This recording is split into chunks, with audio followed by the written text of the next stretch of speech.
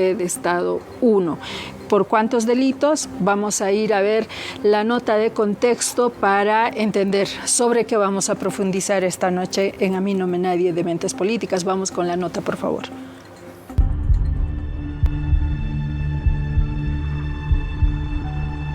La Fiscalía Departamental de La Paz presentó la acusación formal ante el Tribunal Departamental de Justicia por el caso Golpe de Estado 1. Pedirán la máxima pena para los que están en calidad de autores. Las personas que consignan como autores son el señor Luis Fernando Camacho Vaca, el señor Luis Fernando López Julio, Williams Carlos Calimán Romero y Vladimir Yuri Caldirán Mariscal.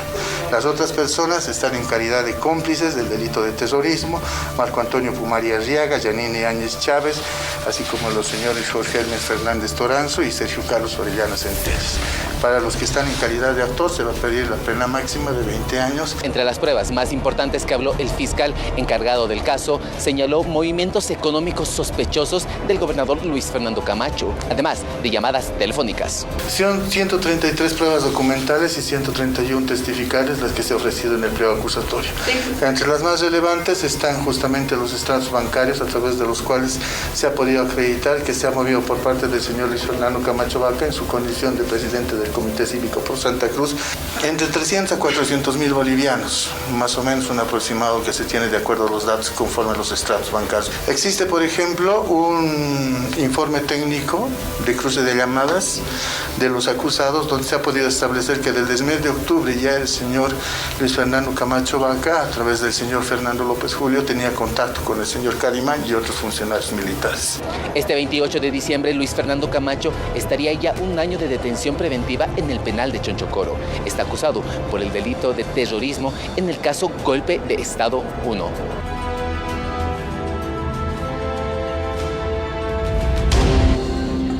Ahí está entonces en la nota de contexto sobre lo que vamos a profundizar, esta proposición acusatoria. Y esta proposición acusatoria es la acusación prácticamente que emite el ente que se supone es defensor de la sociedad y del Estado boliviano. Ahora bien, ¿qué está defendiendo? Por aquello que se ha conculcado, se ha quebrantado, y es la democracia en nuestro país y el orden constitucional. Por tanto, un golpe de Estado. ¿Quiénes lo han perpetrado? Entre las características que la doctrina nos dice, son grupos de poder particularmente. Pero más detalles, con mayor propiedad también sobre este tema, va a abordarnos el doctor Franklin Gutiérrez. Adelante, por favor. Bueno, hay un adagio jurídico que hoy en día se maneja en la jurisprudencia nacional. La iura novit curia, que significa ponme el hecho que yo te pongo el derecho. Es decir, lo que se juzga en estos procesos es la conducta, el hecho en el cual han incurrido ciertas personas que hoy en día son acusadas por delitos muy graves, como el que se ha visto en la nota. Bien, ¿qué es lo que espera la sociedad? Un juicio que esté dentro de los marcos del debido proceso, donde obviamente se garantiza los derechos de la víctima y equilibradamente se garantiza los derechos de los acusados, que es su presunción de inocencia, el principio de igualdad, el derecho a la defensa material, el derecho a la defensa técnica. Sin embargo, hay que poner en claro de que este denominado juicio golpe 1, debería ser golpe 2, porque ya tenemos un marco histórico en el que se debe dividir el marco de la siguiente manera. Yanine Áñez es traída desde su casa, del Beni, a la ciudad de La Paz. Todo ese procedimiento que ella atravesó en el legislativo, lo hizo como persona natural, no lo hizo con ninguna inmunidad, con ninguna protección legal arbitrario. Entonces, hasta ahí se sienta en la silla presidencial, le ponen ilegalmente la banda presidencial, ese hecho ya ha sido juzgado. Hasta ahí queda clara la figura de que hubo violación a las normas internas del legislativo. A partir de entonces viene otro contexto claramente identificado, que es lo que hizo durante su gestión. Más allá que se va a discutir en juicio si ella era constitucionalmente posesionada o es un golpe de Estado, es inconstitucional. Bueno, ese es un criterio político, pero lo que a nosotros nos interesa, en especial a mí, no es ese tema, sino juzgar el hecho. Ahí viene el tema de Sencata y Sacaba, por ejemplo, el tema del juicio de los militares. Pero paralelamente a aquello surge otro escenario, que es la participación, por ejemplo, en la gestación de esta irrupción al orden constitucional, que es la participación de civiles. Y es lo que hemos visto en la nota. Ahí está Camacho, quien es simplemente un presidente de un comité cívico, Pumari, presidente de otro comité cívico, comités cívicos que no gozan de cláusula democrática, por si acaso, porque nadie sabe cómo los nombran, quién los elige, si hay voto popular o no, pero se arrogan derechos de toda Santa Cruz y entonces toman decisiones políticas, cuando sus propios estatutos dicen que ellos no hacen vida política. Y además que, a mi criterio, los 9 comités cívicos que existen en Bolivia no son constitucionales, porque no gozan de cláusula democrática conforme al artículo 1 de la Constitución. Por lo tanto, son un grupo de amigos que se arrogan derechos y en este caso, de forma sorprendente, han ido más allá de las competencias que su estatuto privado les da. ¿No es cierto? Entonces, van y gestan una irrupción al orden constitucional y eso es lo que se va a juzgar. Primero, ¿quiénes son ellos? ¿Quién los elige como representantes de los comités cívicos? A Camacho y a Pumari. De cómo llegan a contactarse con otros políticos. ¿Por qué viene el financiamiento económico para gestar esa irrupción o ese golpe de Estado? Cerrar el acuerdo con las Fuerzas Armadas, por ejemplo, que es lo que Fernando Camacho dijo. Claro, lógico. Entonces, ¿cómo empiezan ellos a penetrar y a perforar el poder de las Fuerzas Armadas? Ahí, ¿quiénes son los más fuertes y quiénes son los más débiles?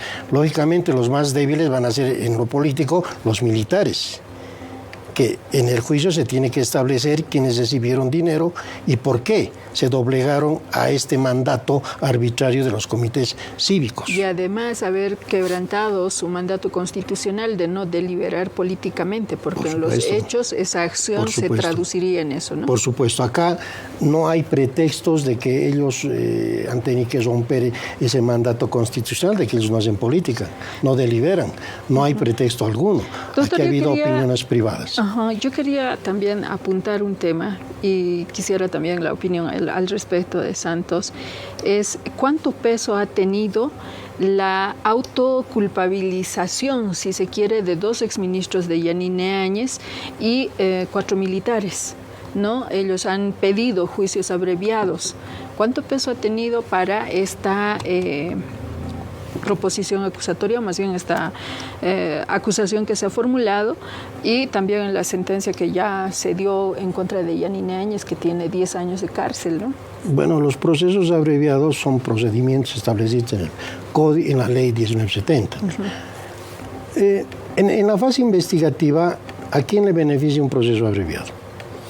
Al Ministerio Público, porque le facilita las tareas, ¿no es cierto?, de poder en su estrategia decir, esto ya tiene un proceso abreviado, esto ya no investigo. Por lo tanto, este es un reconocimiento de la existencia de un hecho delictivo. Entonces ahí negocian la pena. ¿Por qué? Porque a pedido de los militares dicen, quiero someterme a un proceso abreviado, reconozco el hecho, estoy de acuerdo, negociemos la pena, y eso está en el marco del procedimiento penal. Entonces, ¿eso qué implica? ¿Cuáles son los efectos? De que ya una verdad ya no se toca, lo dicho por los militares en un proceso abreviado. Pero eso no deslinda de que estos militares no vayan a declarar como testigos. Igualito van a tener que ir a declarar, ya sea que los citen como testigos de cargo o de descargo. Lo mismo sucede con los ministros. Si los ministros se han sometido a proceso abreviado, es que han reconocido su participación de un hecho delictuoso en un contexto histórico. Por lo tanto, eso también ya pasaría a ser cosa juzgada. Porque, díganme ustedes, ¿un proceso abreviado con sentencia es apelable? no es apelable. Así es. ¿No es cierto? Entonces, desde el punto de vista que no es apelable, es cosa juzgada y eso forma parte ya de un caso cesado en el marco histórico de este delito. Santos. Bien, esta acusación, si hemos tenido la oportunidad de mirarla, aunque es demasiado amplio, porque hay un montón de cosas que se ha ido colocando en la relación de hechos, en la tipificación de los tipos penales, pero empecemos un poco para aterrizar. ¿Contra quiénes se ha presentado esta acusación? Hace pocas horas del Ministerio Público contra 8 personas. Eran en realidad más de 18, no sé cuántos, pero 6 fueron a un procedimiento abreviado. ¿Quiénes en realidad aceptaron? Porque ese es un principio elemental de una salida alternativa, de un procedimiento abreviado, es que uno dice yo acepto mi culpa y renuncio al juicio oral. Listo. Eso es lo que han hecho. ¿Pero quiénes han hecho eso? Han hecho el exministro Rodrigo Guzmán y el exministro Álvaro Coimbra. Ambos exministros han aceptado, por lo tanto, tienen ya una sentencia. Pero además, 4 ex jefes militares, Jorge Terceros, Palmiro Jarjuri, Pastor Mendieta y Flavio Arce. Yo casi estoy seguro que esas 6, al negociar con el Ministerio Público, deben estar ofrecidos como testigos de cargo, porque eso es lo que ha buscado, sustentar su tesis, la acusación, el Ministerio Público contra los ahora acusados, que son 8. ¿Quiénes son los acusados actualmente, de acuerdo a los datos de esta acusación? Son 8 personas. Está Luis Fernando Camacho, que era en ese entonces expresidente de un comité cívico, Marco Antonio Pumari, también expresidente de un comité cívico, Luis Fernando López, ya en su condición de ministro, William Calimán, que era excomandante de las Fuerzas Armadas, Vladimir Yuri Calderón, excomandante de la Policía, Giannini Áñez como ex presidenta, y los militares Sergio Orellana, ex jefe militar, y Jorge Elmer Fernández Toranzo. De estos 8, la acusación separa. Como autores directos, colocan como autores directos a Luis Fernando Camacho, a Luis Fernando López, a William Calimán y Vladimir Yuri Calderón como autores del delito de terrorismo. Ese es el punto de partida para estos 4. Pero para los otros 4, incluyendo la expresidenta Giannini Áñez, Marco Pumari, Jorge Fernández y Carlos Orellana, les colocan en la condición de cómplices. Esa es la separación que hace la acusación. Ahora, veamos cuál es el sustento. Ellos sustentan de que hubo ya, o sea, la relación de hechos, hubo ya comunicación antes de la transgresión constitucional por Giannini Áñez, sino ya antes habría habido comunicación. ¿Eso qué significa? Significa han tipificado no solo un delito de terrorismo, son 7 delitos en esta acusación que conlleva. Terrorismo, artículo 133, pena 15 a 20 años. Financiamiento al terrorismo, artículo 133 bis, también de 15 a 20 años.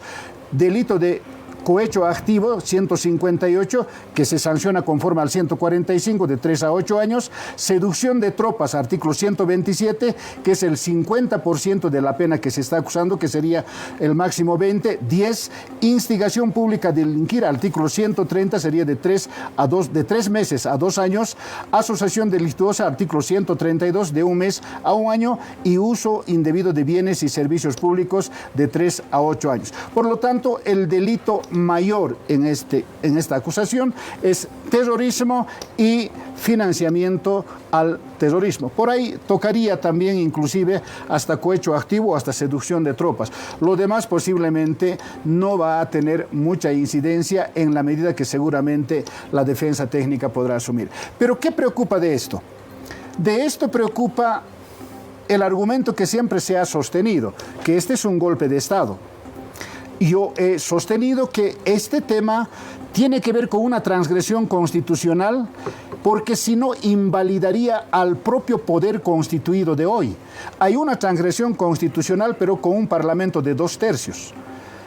¿Qué significa? La señora Giannini Áñez nunca podía haber ¿no es cierto?, transgredido ni el reglamento del Congreso de Diputados, menos del Senado de donde era ella, y la transición constitucional que estaba totalmente determinado. Pero ¿dónde se legaliza y constitucionaliza? Cuando esa exmandataria que transgredió envió el proyecto de ley y un parlamento de 2/3 lo legaliza. Es más, no solamente la legaliza, sino es que ese mismo parlamento, esa misma presidenta convocan a las elecciones para que legal y constitucionalmente se elija al actual presidente, al actual vicepresidente y a los actuales diputados, senadores. Ese tema no está en la relación de hechos, ojo. O sea, no es que esta acusación está determinando si fue golpe o no fue golpe. Directamente va a una relación de intentar justificar los elementos constitutivos de estos 7 delitos. Ahora, ¿qué significa para nosotros esta acusación? Para algunos, creo, dice, vamos a sentar el precedente. Yo siempre digo, si hay algo que seguramente habrá que juzgar a la gente es porque lamentablemente 2 instituciones del Estado como tal han tenido una decisión tremendamente preocupante. No son las Fuerzas Armadas ni la policía la que toma. Este es muy sui generis. Todos los golpes en los que hemos conocido en el país, en Bolivia, siempre han sido la toma particularmente por las Fuerzas Armadas. Evidentemente una combinación con la policía boliviana. Pero en este caso se ha hecho una movida tal que aparece una senadora, ¿no es cierto? Ahora veremos anticipadamente cuáles fueron los errores. Los errores fueron que el señor Evo Morales primero renunció, primero renunció, luego se escapó. Simplemente era muy fácil resolver esto, dejar que la presidenta del Senado pueda asumir o dejar que el presidente de diputados pueda asumir. O sea, igual había transición constitucional. Entonces hay muchas cosas que analizar, pero la acusación evidentemente es amplio y que seguramente tiene que ver también con todo lo que ha pasado. Podemos decir que tiene que ver con la democracia, tiene que ver con la institucionalidad, pero también tiene que ver con desaciertos tremendos de carácter político-social de los exgobernantes en nuestro país. En mi opinión, como siempre lo he dicho, no hay pretexto para arremeter contra el pueblo boliviano. No hay pretexto para matanza. No hay pretexto para dejar tantos heridos. No hay pretexto para haber roto el orden constitucional en nuestro país. Cada cosa tiene su lugar, tiene su tiempo. Los abogados debemos saber usar el hilo del tiempo. También hay otra terminología que se llama hilo constitucional y se refiere al funcionamiento regular y así como engranaje de todas las entidades del Estado, en este caso boliviano, ¿sí? Entonces, acá hay causas, dicen, pero sus causas, como digo una vez más, no son pretexto para violar los derechos humanos y asesinar a la gente. 2. Este golpe de Estado tiene 4 momentos y se los voy a reiterar. El primer tiempo, la gesta. Pero en la acusación no hay golpe, Mariana. En la gesta, ¿no? Estoy hablando de, seguramente hay responsables. No, pero no hay golpe de Estado en la acusación. ¿Quiénes han preparado? Como sea, la interpretación de hechos jurídicos y sociales en la ciencia política se llama golpe de Estado. Ahora bien, ¿qué es lo que tenemos que identificar? Los 4 tiempos. La gesta. En la gesta ha habido toda una preparación para llegar a esto. Y dicen muchos, en su argumento era que no rompa el anterior gobierno, ¿no? Las decisiones del 21F. ¿De acuerdo? Dicen que ha habido fraude. ¿De acuerdo? ¿Y dónde están los procesos? ¿Por qué han atentado contra el órgano electoral? Porque han ido a quemar las pruebas documentales, ¿no? Y entre otros elementos, la gesta, el primer momento, hay responsables. El segundo momento es el golpe de Estado per se y tiene que ver con 2 elementos. La primera, encontrar una salida democrática. Tenían 4 salidas democráticas. Primero, se había aceptado, debió aceptarse ir a segunda vuelta. Segundo, si se materializa o se materializaba, como ya lo había dicho, era anular las elecciones, una nueva elección era mantener la vía democrática. El tercer elemento o la tercera salida democrática era leer las renuncias de todos los sujetos políticos al mando del Estado en esa época y hacer la sucesión constitucional como correspondía. Y eso me lleva a la cuarta salida democrática, es la reconstitución de las directivas camarales. Con ello se llamaba Asamblea Legislativa. Claro que deberían haber garantizado a todos los legisladores no haber ido a amenazar con quemar, torturar a los hermanos. Por ejemplo, en este caso de Víctor Borda, diputado potosino, entonces estaba en la presidencia de la Cámara de Diputados. Entonces, si no se hubiera conculcado de esa forma, se hubiera violentado de esa forma, las salidas democráticas estaban ahí. Pero ¿qué han hecho? Han optado por esta ruta que decía el doctor Franklin. Traerse a una señora, instalar, bueno, no se puede llamar instalar, aparentemente sesionar en el Senado para autoproclamarse presidenta del Senado, porque no podía ella autoproclamarse sin haber logrado el quórum necesario. Nosotros en democracia, el pueblo boliviano sabe, se tiene para cualquier asamblea tener un quórum mínimo y no había quórum ese día. Se autoproclama sin quórum, se va a instalar asamblea en diputados, tampoco había quórum, ¿no? Y no se cumple todos los procedimientos. Por ejemplo, una convocatoria para sesión de cámaras se necesita de 7 directivas, digamos, son 7 presidentes, vicepresidentes, secretarios de Cámara. De 7 necesitan haber firmado 4 de los directivos para que tenga legalidad y legitimidad la convocatoria, etcétera. Entonces, cada uno de esos procedimientos lo han mandado al diablo. Una vez más reitero, teniendo posibilidades de salidas democráticas. Llevan adelante el golpe de Estado absoluto, yo le llamo a este segundo momento que les estoy diciendo. Y eso dura entre el 8 de noviembre al 24 de noviembre. Y se da una negociación forzada, bajo la fuerza, se acepta volver a un orden constitucional. Y ahí de golpe de Estado, así a secas, como yo le llamo, vamos a pasar a un régimen de facto, porque todavía tenemos Fuerzas Armadas y Policía, pues vigilándonos de cerca a todos los ciudadanos bolivianos, ¿verdad?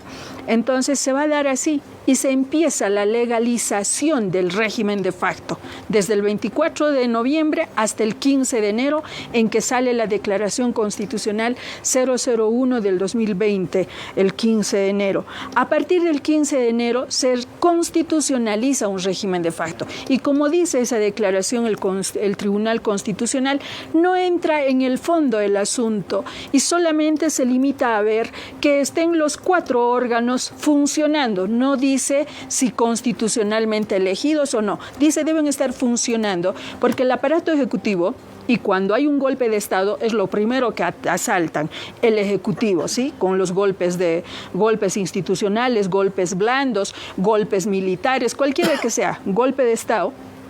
En cualquiera de sus formas, lo primero que va a tomar es el poder político. ¿Por qué? Porque administra la plata de todos, porque aparentemente controla el funcionamiento de todo el Estado.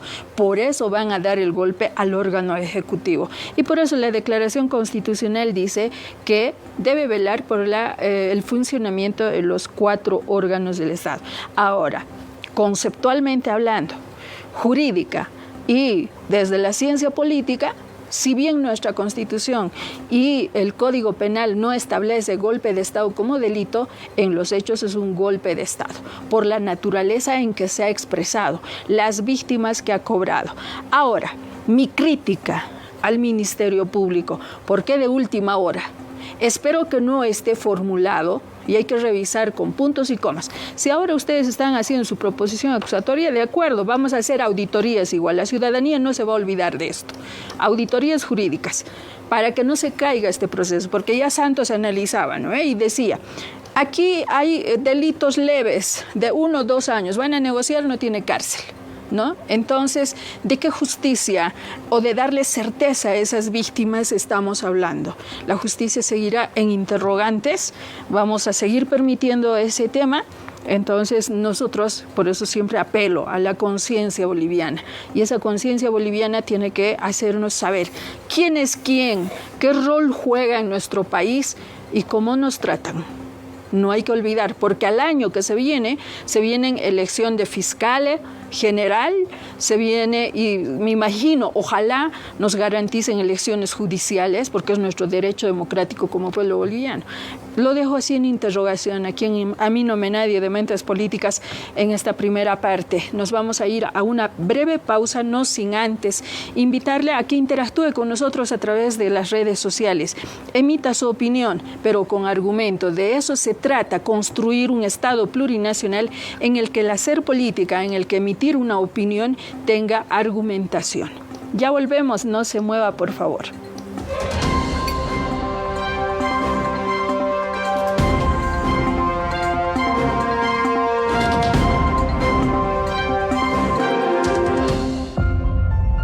Hospital Agramón, líder en atención de salud en Bolivia.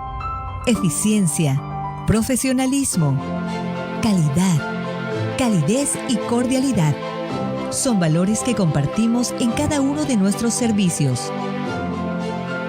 Consolidamos la más grande y moderna unidad de cuidados intensivos en Bolivia.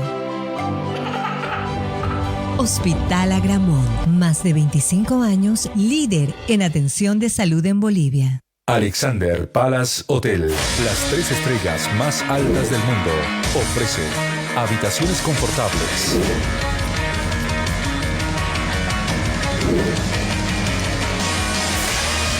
restaurante, discoteca, karaoke, plaza de comidas, salón de eventos, parqueo. Alexander Palace Hotel, orgullo de El Alto. Periodismo de investigación. Bioinformación ampliada de los temas. Análisis. Entrevistas. Con ese entusiasmo le damos la bienvenida. Expedientes F10 con Ramón Grimao. Periodismo sin matices. Domingo a las 20 horas y lunes a las 20:35.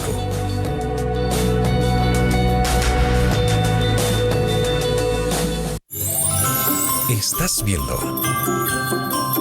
No solamente debilita a las personas. A mí no me nadie. F10 en Full HD. @F10HD_Bolivia. Visítanos en TikTok y sé parte de la nueva generación. F10 en Full HD.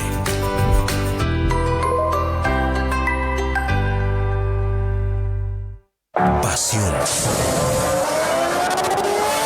destreza, disciplina.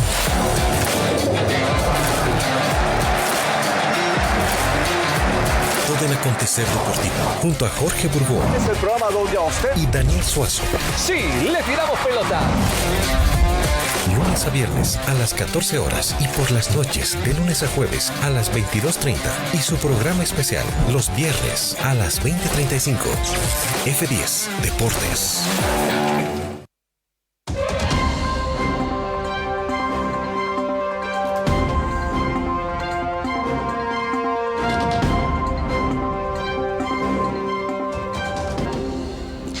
Gracias por continuar en A mí no me nadie de Mentes Políticas por F10, su canal. Estamos hablando de esta acusación que ha sacado el Ministerio Público por el denominado caso Golpe 1. Hay 8 sujetos que están siendo acusados, 4 de ellos como los autores, los otros como cómplices. El delito mayor es el terrorismo. Vamos a hablar sobre este tipo de delito, cuáles son sus características. ¿Estamos de acuerdo o no con lo que describía Santos, ¿no? Cada uno de estos 8 sujetos están unos como autores, otros como cómplices. Doctor, ¿qué opina de ese tema? Porque no nos están dando certeza, por ejemplo, sobre el rol que han jugado determinados sujetos, en el caso del señor Orellana. José Orellana, sí, que está metido en 2 procesos. En el tema Sencachacaba y está metido en este tema. Pero entonces, ¿cuántos juicios va a tener sobre un mismo hecho este señor? Por ejemplo, él ha participado el 11 de noviembre del 2019, cumpliendo el plan Sebastián Pagador. Y miren el dato que tengo.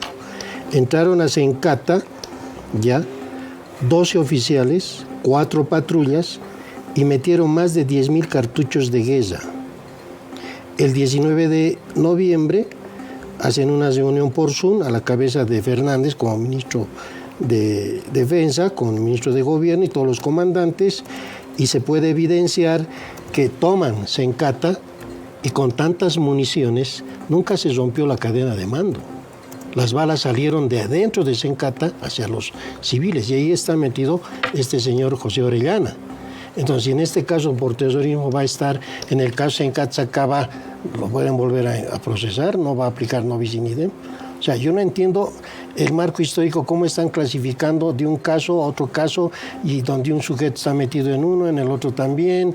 Bueno, yo quiero entender lo siguiente por otra parte. Se trata de un tema, de un tipo penal de terrorismo que es un tipo penal muy largo, parecido al del Perú, y el Perú ya se le ha llamado la atención por derechos humanos, le han dicho que es un tipo penal que tiene que revisar su legislativo.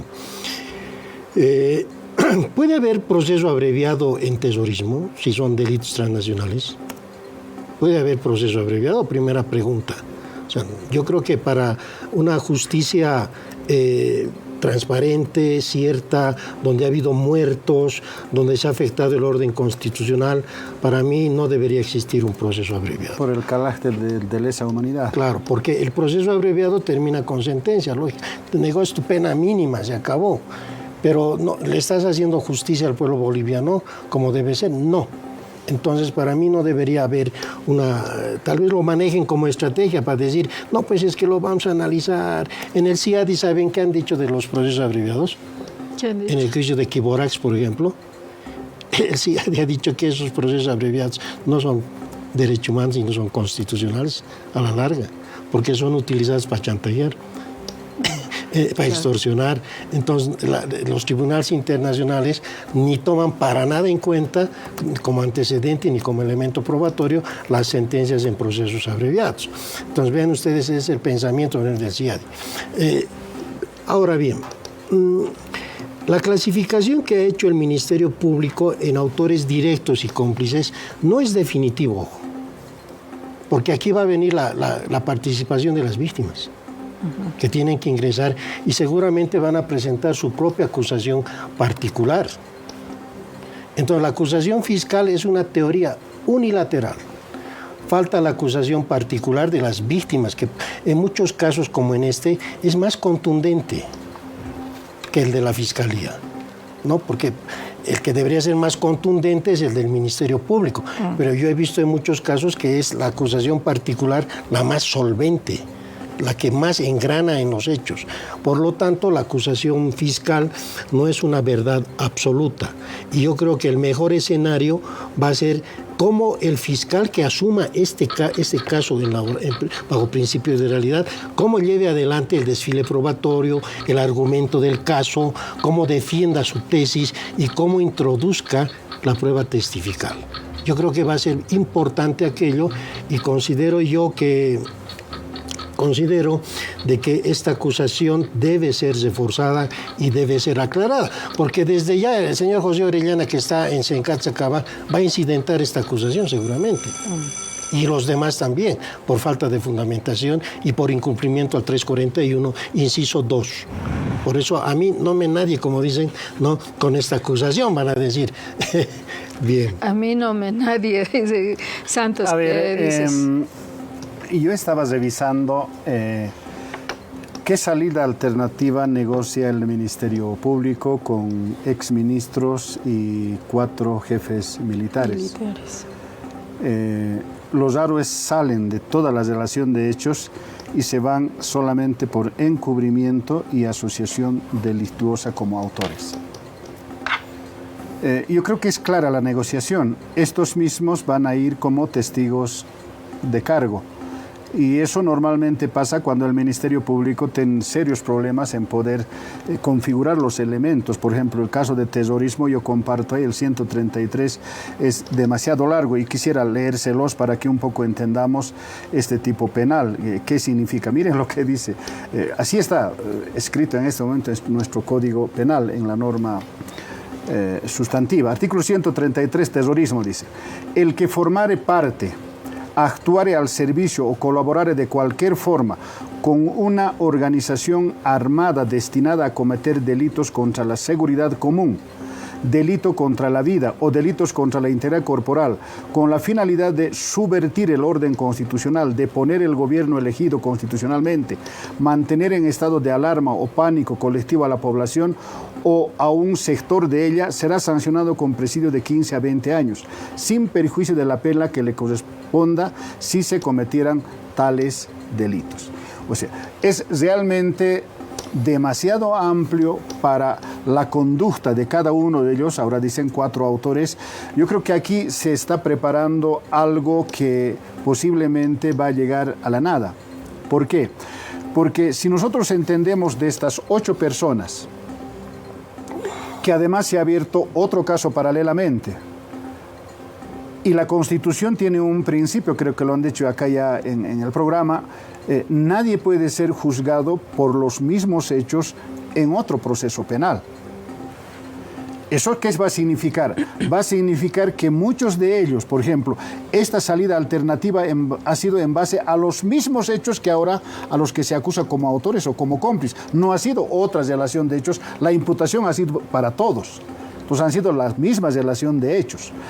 Segundo, creo que es importante entender, varios de los coacusados, en este caso, también están en el caso Golpe 2. ¿Eso qué significa? Significa que varios de ellos, ¿no es cierto?, van a tener la posibilidad o de incidentar o de excepcionar al inicio del juicio oral. Ahora, ¿qué corresponde a esta acusación? Evidentemente, la acusación seguramente se ha presentado ante el juzgado de instrucción que estaba como control jurisdiccional.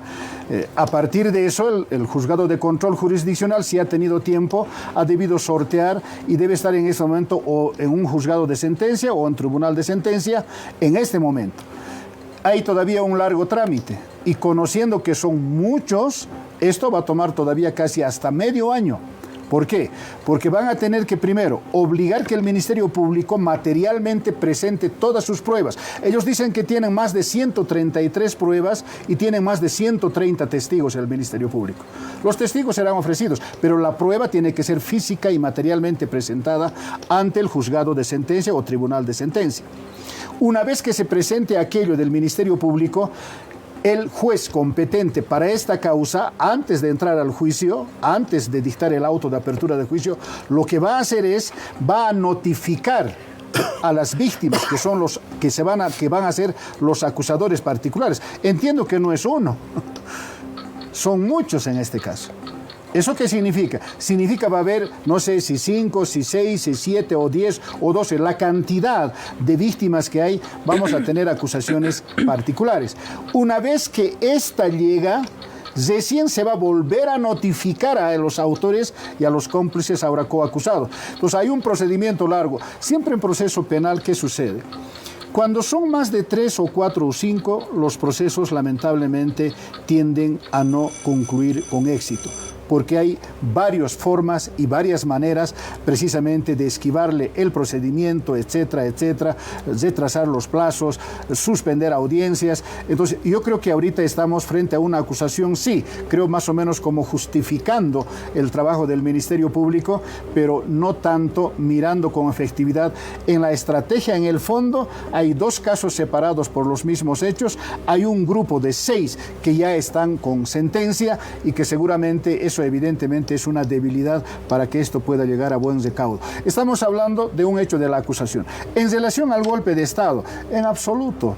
O sea, yo quiero decir, la señora Giannini toma el 12 de noviembre de 2023. El 24 de noviembre el Parlamento ya aprueba la primera ley, la ley 1266. Y el Parlamento tenía 2/3. El Parlamento nunca debió haber reconocido pero lamentablemente hoy sí. Lo que hemos visto es del 12 al 24 son 12 días. Por esos 12 días, claro que sí, es absolutamente transgresión. De ahí para adelante, y esa es creo la discusión, y seguramente este caso va a llegar a un tribunal internacional. Pero aquí queda claro algo. Este juicio que estamos analizando es el acto preparatorio para el golpe de Estado. No, ese es el juicio. No, ¿sí? Está bien, pero López ya está acá. Pero ese es el error. ¿Y dónde empieza en el terrorismo?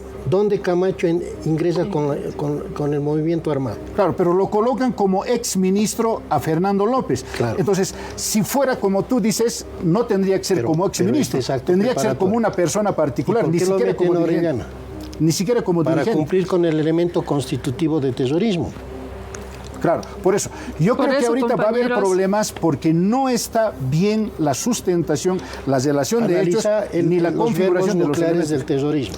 Lo que yo les dije, volvemos a analizar eso en un ratito. En A mí no me nadie de Mentes Políticas. Aquí yo quiero establecer 3 cosas, ¿no? Lo que estamos viendo y lo que se los dije a las víctimas en su momento. Aquí están los elementos. Estamos frente a un proceso viciado de nulidad en varios de sus actos procesales. Segundo elemento, con lo que nos vamos a encontrar con estas acusaciones, con tantas observaciones como estamos viendo y poniendo sobre la mesa, nos vamos a encontrar con incidentes dilatorios, y en eso son expertos los victimadores, los perpetradores de la ley. Sociomediáticamente, ¿con qué nos vamos a encontrar? Van a poner en duda que hubo vulneración, ruptura del orden constitucional, por tanto no hubo golpe de Estado. Esa negación que hay de un grupo de privilegiados en Bolivia va a tener su efecto en el tiempo mediano de nuevamente tejer una injusticia social, apelando a la memoria frágil de la población. ¿Con qué queda Bolivia, el pueblo boliviano en su condición de víctima y las víctimas materialmente de estos hechos de 2019? Con la esperanza, sobre una base legal, doctrinal, jurisprudencial y del derecho internacional, es que los delitos de lesa humanidad no prescriben.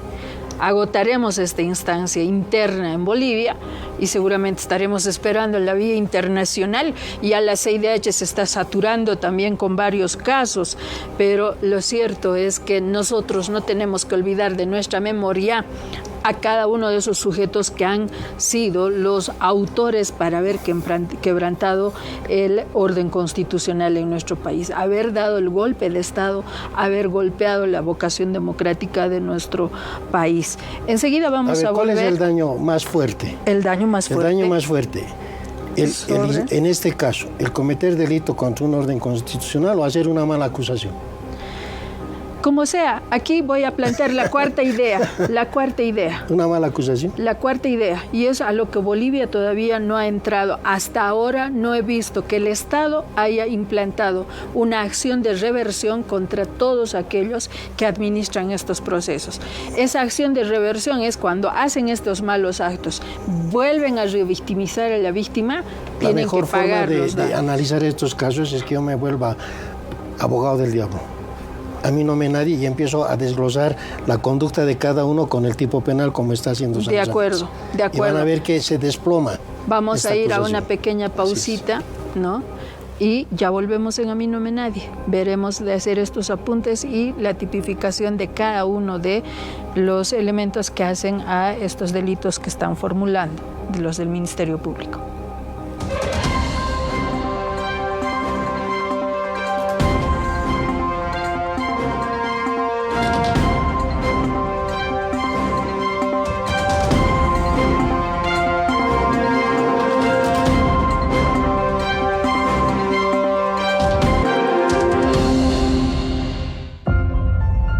Hospital Agramón, líder en atención de salud en Bolivia.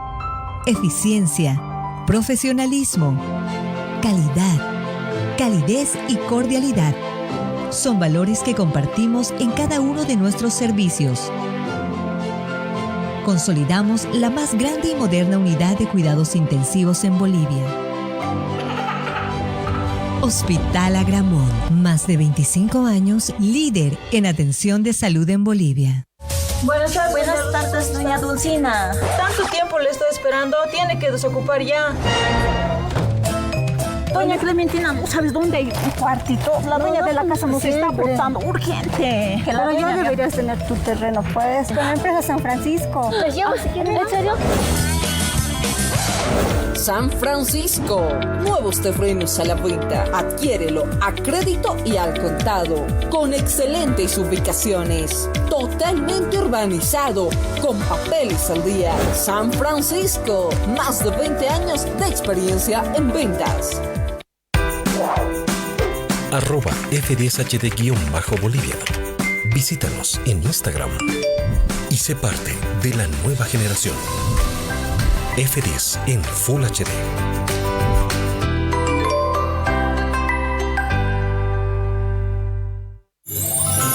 Estás viendo.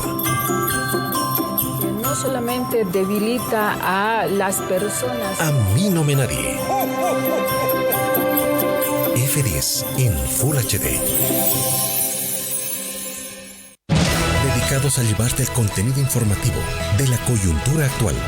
En Sucre se preparan movilizaciones y un análisis de todos los acontecimientos que suceden en nuestro país. Las universidades no han decidido medidas de presión. De la mano de nuestros profesionales, John Arandia, Cindy Rojas, Luis Salcedo. F10 Noticias, edición central, ha comenzado. Lunes a viernes a las 18:55. F10 Noticias, edición central.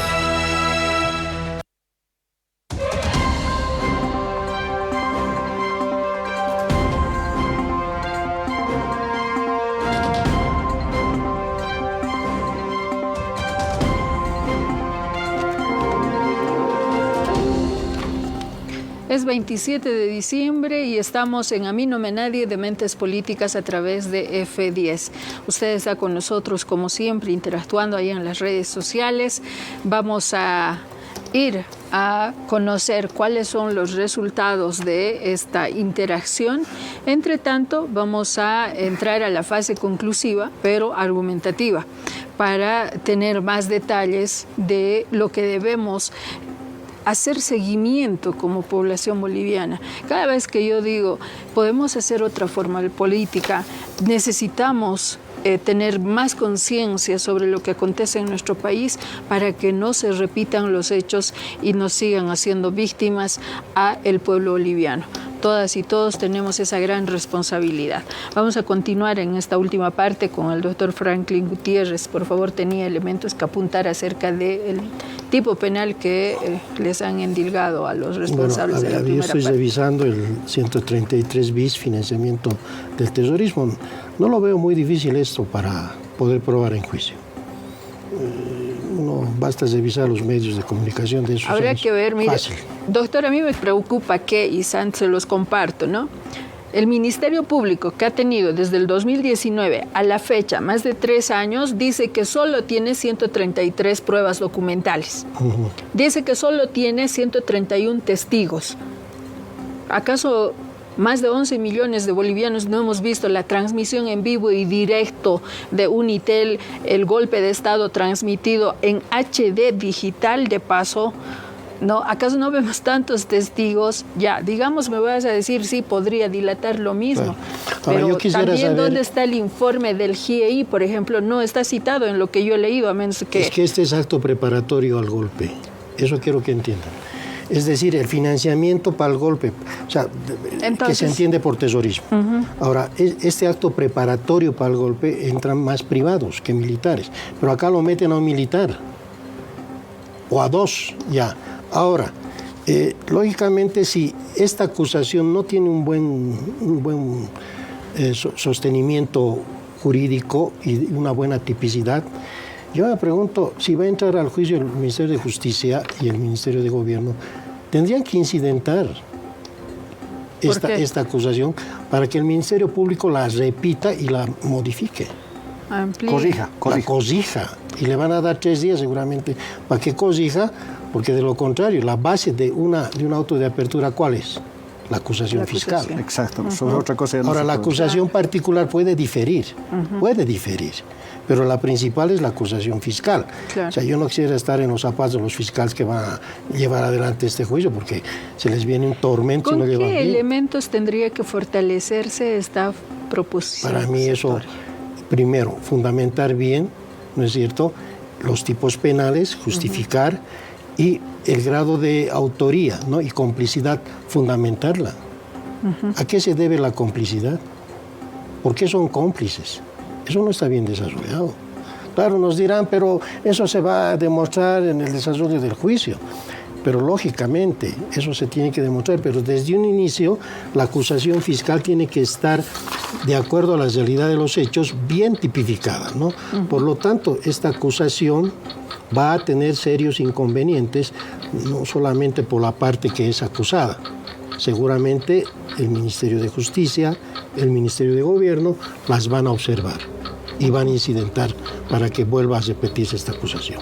Eso esperemos. Santos, ¿qué elementos más tienes? Bien, yo quisiera concluir con esto. Evidentemente nadie va a compartir, digamos, que alguna impunidad pueda quedar en este tiempo, antes o después de este tiempo. Pero el tema viene por este lado. Hay una constitución que en febrero del 2009 se lleva a un referéndum y se aprueba, evidentemente, por una mayoría demasiado grande en nuestro país. Y en esta constitución se viene un artículo, el 168. Y el artículo 168 habla y determina que el periodo del mandato constitucional es de 5 años y solo puede ser reelecto por una sola vez. Y aquí viene el tremendo error que comete, que no compromete simplemente al exmandatario Evo Morales, sino compromete a todo un proyecto político y todo lo que se había tenido hasta ese entonces. ¿Qué significa eso? Desafía a la propia Constitución que sale de la Asamblea Constituyente, del referéndum del país, y le pone a un referéndum para presidente y solo vicepresidente, a ese egoísmo más, o sea, sin siquiera hablar de los otros, ¿no es cierto? Y la pregunta lo mandan el 2016, el 21 de febrero del 2016, y se anima a preguntar al soberano. Y antes de esa pregunta, porque las consecuencias que estamos hablando de eso, de las acusaciones, golpes, no golpes, terrorismos, etcétera, eso no ha venido porque sí tenía que venir. ¿No es cierto? O sea, ¿se podía haber evitado todas estas cosas? Claro que sí. El 21 de febrero del 2016 se pregunta, ¿usted está de acuerdo con la reforma del artículo 168 de la Constitución Política del Estado para que la presidenta, presidente, vicepresidenta, vicepresidente sean reelectos 2 veces de manera continua? O sea, y hubo un compromiso público de decir, si gana el no, me voy a ir a mi casa. No fue así. Viene un tercer momento de transgresión de que el poder político se entromete a los que tienen el control y el filtro constitucional para hacerles decir que sí es un derecho humano y puede ir. Y como consecuencia se ha generado todo esto. Yo creo que lo que necesitamos es, evidentemente, en este caso, en colocar en resguardo la violación, evidentemente, del orden constitucional, a la integridad, a la vida, y que seguramente el Ministerio Público tendrá que sostener. Yo esta noche quiero colocar en alerta particularmente a las víctimas, los acusadores particulares, revisen la acusación y fortalezcan la tesis de la acusación si realmente queremos llegar a un buen recaudo. Lo otro va a ser, lamentablemente, un proceso que no va a terminar en buen recaudo. Yo digo, ¿y dónde están los que públicamente estaban pidiendo entramos, como decía Carlos Mesa, entramos a Palacio por las buenas o las malas? No me acuerdo bien la frase, pero en definitiva, ¿dónde están esos sujetos? ¿Dónde está Tuto Quiroga, por ejemplo? Me ratifico, no hay pretexto para matar al pueblo, no hay pretexto para dar un golpe de Estado. Hay 4 momentos que hay que identificar para lo que hemos vivido en el 2019. La gesta. Causas sabrán. Si sugieren responsabilidad para esas causas, que lo hagan y lo formulen donde corresponde y que se establezcan los hechos. Pero en definitiva, son 2 cosas absolutamente diferentes de las que tenemos que hablar. Una, en la gesta hagan sus responsabilidades. Les he dicho, han acusado de fraude. ¿Dónde están los resultados de eso? Ya del golpe de Estado, el segundo momento es el golpe de Estado absoluto. Después viene la legalización del régimen de facto y la constitucionalización de ese régimen de facto, vale decir, de ese golpe de Estado. ¿Para qué? Para funcionamiento de las instituciones constitucionalmente establecidas y salir y volver a la vida democrática. Por eso se convocó a elecciones.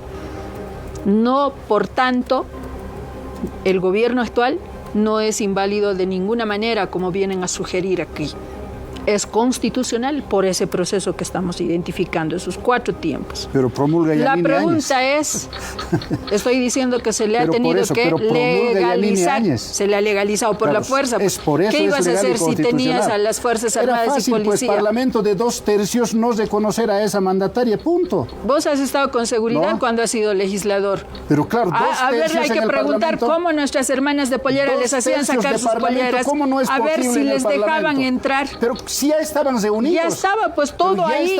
Estaba cercada la plaza. Cuando manda estaba cercada la plaza. Ya el Parlamento estaba en funcionamiento. Estaba cercada la plaza. O sea, bajo fuerza. ¿quién era el responsable? Se ha legitimado. En ese Parlamento. Bajo la fuerza se ha legalizado. Senadores, ¿cómo es posible bajo que hayan la fuerza. legalizado? Bajo la fuerza. Y si no promulgaba vos no has estado al frente a la policía y las Fuerzas Armadas, con nuestra gente llorando, sangrando, muriendo. Vos no has estado. ¿Cómo que no he estado? No has estado ahí. ¿Cómo que ¿Has no he atendido estado? a las víctimas? ¿Dónde estaba yo? Lo que estaban llorando. ¿Tú sabes dónde estaba? No sé, pues estaba saliendo de la cárcel. Que no estaba, ahora, pues. será tu razón para que defiendas. Será tu razón. Será tu razón para que defiendas ese régimen de facto. ¿Cómo es posible 2/3 que van a permitir que una señora tome inconstitucionalmente el palacio? Quienes se han beneficiado del golpe seguramente se escudarán en eso. Lo que yo sé es que hay 4 momentos que tenían para salir democráticamente de ese momento. La primera era ir a segunda vuelta. La segunda era ir a nuevas elecciones. La tercera tenían que haber recompuesto las directivas camarales. Y recién podía haberse puesto en funcionamiento de todo el aparato y no romperse todo el orden constitucional, procedimental, legislativo que ha pasado y ha resultado en 36 muertes y más de 200 personas víctimas en varios puntos de nuestro país. Bueno, quien defienda, allá ellos. Lo que yo sé sobre este proceso per se: alerta a las víctimas, están organizadas, alerta al pueblo boliviano.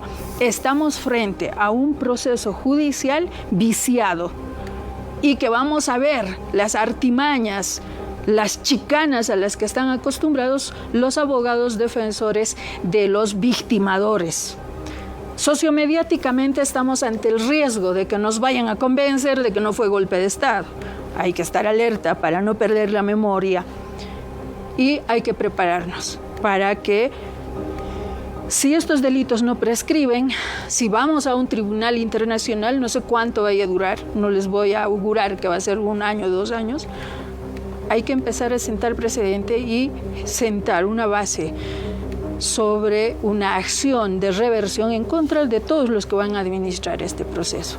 En A mí no me da nadie de mentes políticas, hemos llegado a la parte final esta noche. No se pierda mañana, volveremos con ustedes para también compartir las interacciones que ha tenido a través de las redes sociales. Agradecerles al doctor Franklin Gutiérrez y también a Santos Ramírez por estar como siempre junto a nosotros y plantearse su pensamiento, su forma de ver sobre los hechos que tienen que ver con nuestros destinos como Bolivia. Hasta mañana, que tenga buen descanso.